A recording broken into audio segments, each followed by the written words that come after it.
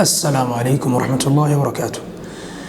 والله معهد المعارف للدراسات الإسلامية واللغة العربية وحين كوب شهرين قاعدة شذا دفعتي اللبات دبلومك أف عربي قال لقو برانيو دفعتي اللبات إن شاء الله تعالى هذا أنا بلوني فصل لدي دين هذا القاعدة دونه بإذن الله عز وجل. اللبا فترنا معهدكو هذا أويدين دياري أما اللبا وقت وكلا دوان وقتك عصر إلى مغرب وقتك مغربك إلى عشاء. معهد المعارف للدراسات الإسلامية واللغة العربية والعليال وحكى الويدين دياري منهجكي برشدي تيسنيد حوق بدنيد كو سببيسي أما كو ديرجلنيسي أف عربي إن تكو هذا إنه حويان آذو حكو قري كرتو وحنا آتتك كو فانسين كرتو. أهلا وسهلا بكم في معهد المعارف للدراسات الإسلامية واللغة العربية. هذا الآن أوان وقت أخذ الدفعة الثانية لطلاب دبلوم اللغة العربية في فترتين. الفترة الأولى ما بين صلاة العصر إلى المغرب، والفترة الثانية ما بين المغرب إلى العشاء.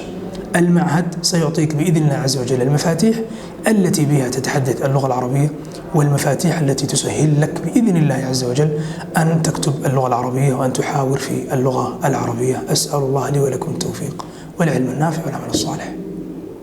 بسم الله الرحمن الرحيم. الحمد لله رب العالمين، والصلاة والسلام على سيدنا محمد وعلى آله وصحبه أجمعين. أما بعد، فأهيب بأولادي وطلابي طلاب العلم وشاربي اللغة العربية لغة القرآن الكريم، أهيب بهم وأحييهم وأشجعهم أن ينهلوا من منهال بحار اللغة العربية.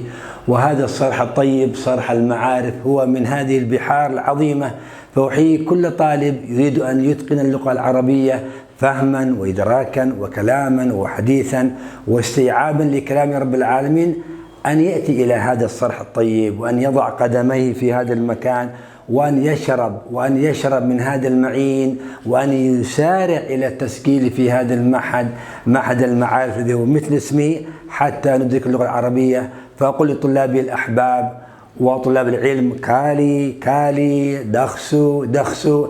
هذا هو منهج العلم حتى تكون اللغة العربية عندك حوق.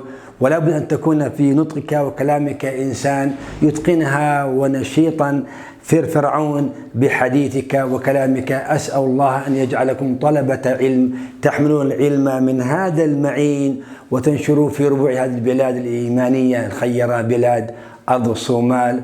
وصلى اللهم على سيدنا محمد وعلى آله وصحبه وسلم، والحمد لله رب العالمين.